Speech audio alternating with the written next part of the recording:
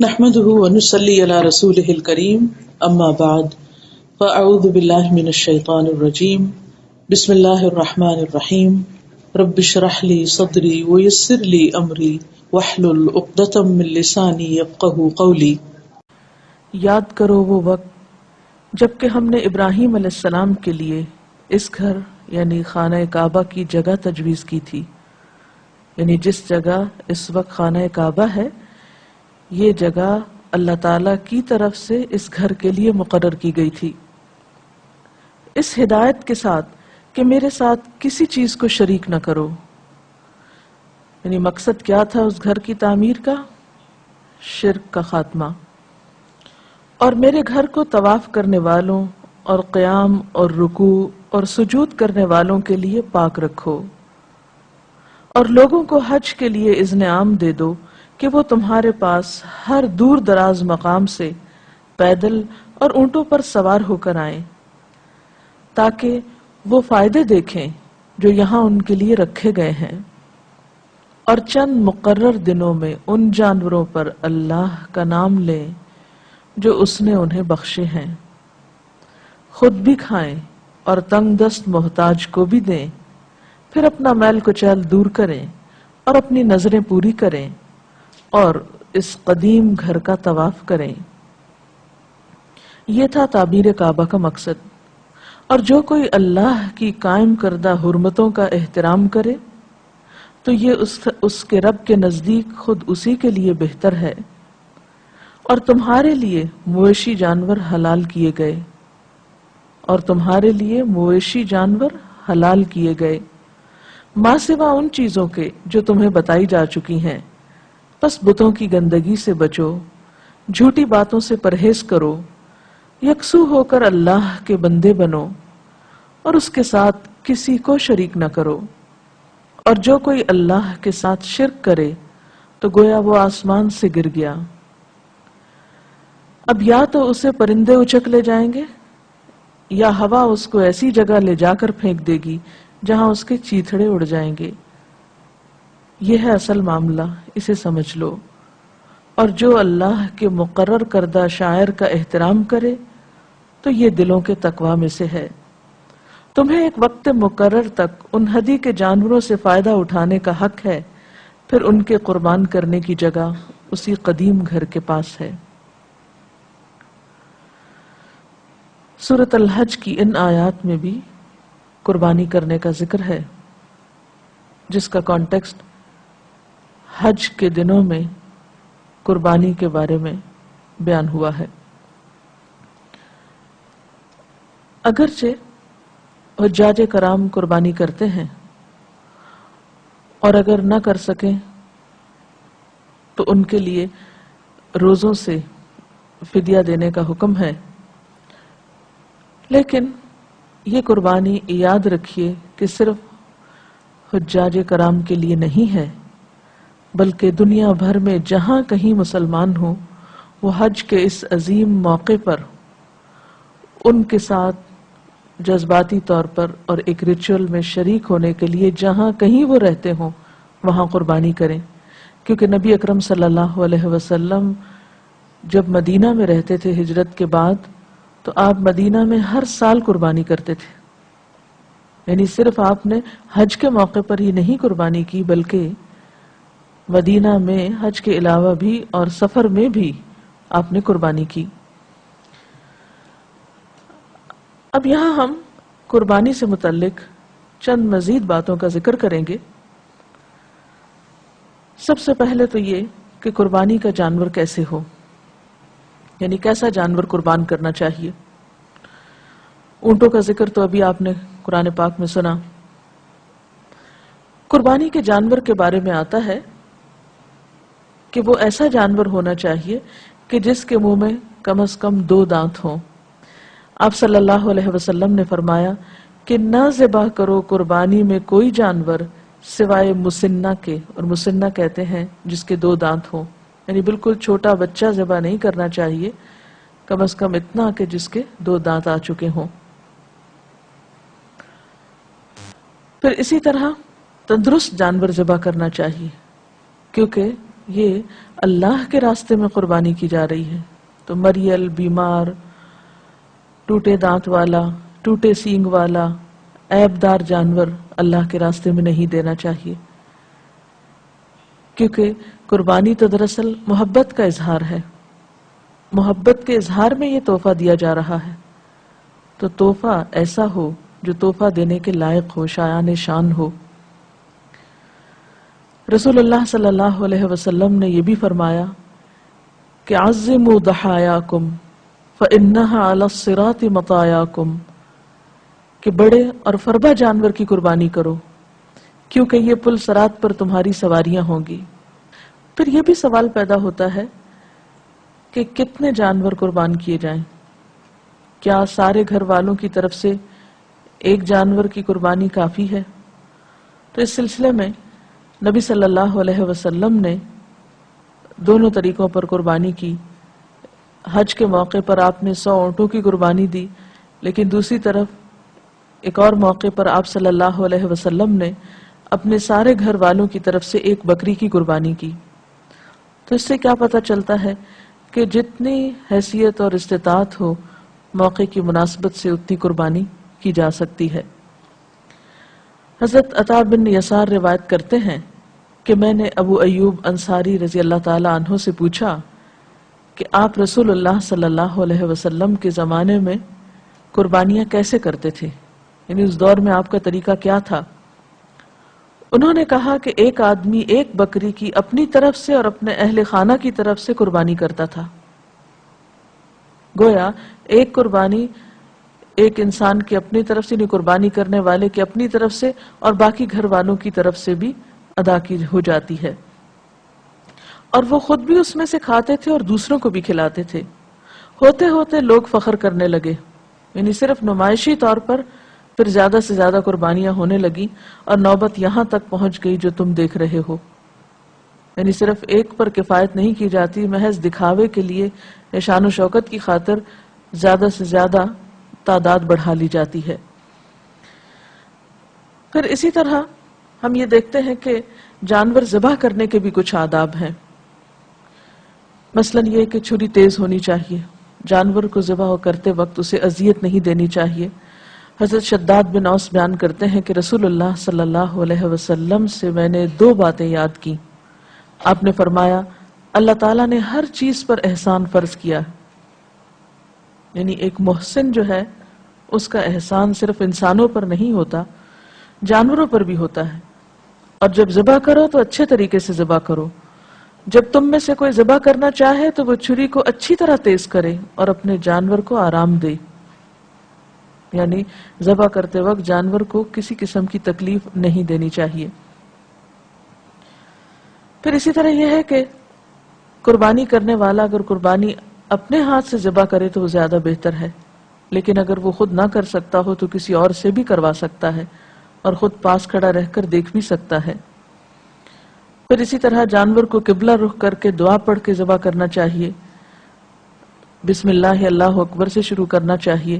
اسی طرح جو مزید دعا ہے وہ ہے انی وجہت وجہی للذی فطر السماوات والارض حنیفا وما انا من المشرکین ان صلاتی ونسکی ومحیای ومماتی للہ رب العالمین لا شریک لہ وبذلک امرت وانا اول المسلمین اللہم ھذا منک ولک تقبل منی کما تقبلت من ابراہیم خلیلک بسم اللہ واللہ اکبر.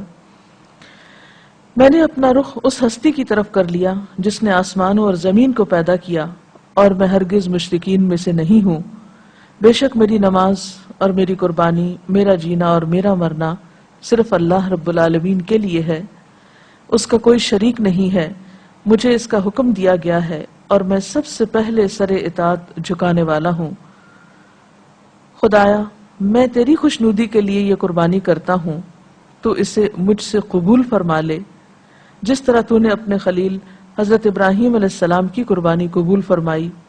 اللہ کے نام پر ذبح کرتا ہوں، اللہ بہت بڑا ہے. پھر اسی طرح قربانی کرتے وقت یہ بھی خیال رکھنا چاہیے کہ قربانی کا گوشت اور کھال وغیرہ ان کا صدقہ کیا جائے. گوشت کے بارے میں تو یہ ہے کہ خود بھی کھا سکتے ہیں اور صدقہ بھی کر سکتے ہیں، لیکن کھال خود نہیں رکھ سکتے. کھال کے بارے میں حکم یہی ہے کہ اسے صدقہ کیا جائے. اسی طرح اگر جانور کے گلے میں کوئی رسی ہے یا سنگلی ہے یا جو بھی اس سے متعلق چیزیں ہیں ان سب کا بھی صدقہ کر دینا چاہیے. جہاں تک گوشت کی تقسیم کا تعلق ہے تو بہتر یہ ہے کہ اس کے 3 حصے کیے جائیں. ایک حصہ رشتہ داروں کو، ایک حصہ غریبوں مسکینوں کو اور ایک حصہ خود. لیکن اگر کوئی شخص کسی دوسرے کو کچھ نہ بھی دے اور پورا خود رکھنا چاہے تو ایسا بھی کیا جا سکتا ہے. یعنی لازم نہیں ہے، فرض کے درجے میں نہیں ہے کہ دوسروں کو ضرور دیا جائے. اور اس کے برعکس اگر کوئی شخص خود کچھ بھی نہیں رکھنا چاہتا، سارا ہی تقسیم کرنا چاہتا ہے تو اس کی بھی رخصت ہے.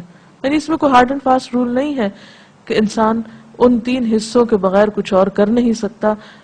بہتر یہی ہے کہ آسان طریقے سے خود بھی رکھے، دوسروں کو بھی دے، رشتہ داروں کا بھی خیال رکھے، ضرورت مندوں کا بھی رکھے. لیکن اگر ایسا نہ کیا جا سکے، اس تقسیم میں کوئی فرق آ جائے تو اس پر کوئی گناہ نہیں ہے. اس سلسلے میں اگر آپ کے ذہن میں مزید کچھ سوال ہوں تو وہ بات زیادہ بہتر طور پر واضح ہو سکتی ہے، تو میں چاہوں گی کہ اب آپ سوال کیجیے. ڈاکٹر صاحبہ، نبی اکرم صلی اللہ علیہ وسلم نے بھی اپنے ہاتھ سے بہت سے اونٹ ذبح کیے اور اسی طرح اپنے ہاتھ سے ذبح کرنے کی فضیلت بھی ہے، تو کیا کوئی خاتون ایسا کرنا چاہے تو وہ کر سکتی ہے؟ جی، آپ نے درست فرمایا کہ نبی صلی اللہ علیہ وسلم نے اپنے ہاتھ سے قربانی کی تھی، اور حقیقت بھی یہی ہے کہ جو کام انسان اپنے ہاتھ سے کرتا ہے اس کی بات ہی کچھ اور ہوتی ہے. اور قربانی جب اپنے ہاتھ سے کی جاتی ہے تو اس وقت احساسات بالکل مختلف ہوتے ہیں. دیکھ کر بھی انسان کے اندر مختلف طرح کے جذبات ہوتے ہیں، لیکن اگر اپنے ہاتھ سے کی جائے تو اور زیادہ گہرے احساسات ہوتے ہیں. اب اس سلسلے میں یہ ہے کہ مرد تو اپنی قربانی خود کر لیتے ہیں یا کر سکتے ہیں، لیکن کیا اگر کوئی عورت ایسا کرنا چاہے تو کیا وہ کر سکتی ہے؟ جی ہاں، وہ ایسا کر سکتی ہے. اگر آج کے دور میں عورتیں سرجن ہو سکتی ہیں، بڑے بڑے آپریشن کر سکتی ہیں، تو ایک جانور کیوں نہیں ذبح کر سکتی؟ لیکن obviously ہر عورت کی استطاعت نہیں ہوتی یا ہر عورت میں ایسی ہمت نہیں ہوتی. لیکن جہاں تک جواز کا تعلق ہے تو اس سلسلے میں ہمیں ایک روایت ملتی ہے جس کی سند بھی صحیح ہے، حضرت ابو موسیٰ کے بارے میں، کہ وہ اپنی بیٹیوں کو حکم دیتے تھے کہ وہ اپنی قربانیاں خود اپنے ہاتھوں سے کریں. یعنی منع نہیں ہے، بلکہ اس کے برعکس ایک صحابی کا عمل موجود ہے. اور ویسے بھی ہم دیکھتے ہیں کہ اہل علم کا خیال یہی ہے کہ اگر انسان خود نہ بھی کر سکے تو کم از کم قربانی کے وقت پاس رہے. لیکن اگر کسی مجبوری کی وجہ سے قربانی کسی ایسی جگہ ہو رہی ہے کہ آپ جا نہیں سکتے یا دیکھ نہیں سکتے یا پاس کھڑے نہیں ہو سکتے تو اس میں بھی حرج نہیں ہے، قربانی تو ہو جائے گی. جی، اور کوئی سوال؟ ڈاکٹر صاحبہ، عموماً یہ دیکھا گیا ہے کہ جب گھروں میں قربانی کی جاتی ہے تو نبی صلی اللہ علیہ وسلم کی طرف سے بھی کی جاتی ہے، تو کیا ایسا کہا جا سکتا ہے؟ قربانی اپنی طرف سے کرنے کے علاوہ دوسروں کی طرف سے بھی کی جا سکتی ہے، اور خصوصاً اللہ کے رسول صلی اللہ علیہ وسلم کی طرف سے، کیونکہ آپ کے ہم پر بے شمار احسانات ہیں. آپ نے ہمارے لیے وہ کچھ کیا جو ہمارے والدین بھی نہیں کرتے. آپ سب جہان والوں کے لیے رحمت للعالمین تھے. اس لیے اگر کوئی شخص اپنے علاوہ نبی صلی اللہ علیہ وسلم کی طرف سے قربانی کرتا ہے تو اس کا یہ کام درست ہے اور بہت خیر و بھلائی کا باعث ہے انشاءاللہ. اور پھر آپ دیکھیے کہ ہم تو اب سوچتے ہیں کہ کریں یا نہ کریں. رسول اللہ صلی اللہ علیہ وسلم نے اپنی امت کی طرف سے قربانی کی. حدیث میں آتا ہے کہ آپ صلی اللہ علیہ وسلم نے حضرت عائشہ سے چھری لانے کو کہا. آپ لائیں، آپ نے کہا کہ اسے تیز کرو. حضرت عائشہ کہتی ہیں کہ میں نے چھری کو تیز کیا. پھر آپ صلی اللہ علیہ وسلم نے مینڈھے کو جو آپ کے لیے وہ پیش کیا گیا تھا، آپ کے کہنے پر جو آپ کے منگوانے پہ لایا گیا تھا، اس کو آپ نے لٹایا اور فرمایا بسم اللہ اللہم تقبل من محمد و آل محمد ومن امت محمد ثم ضحی بہ.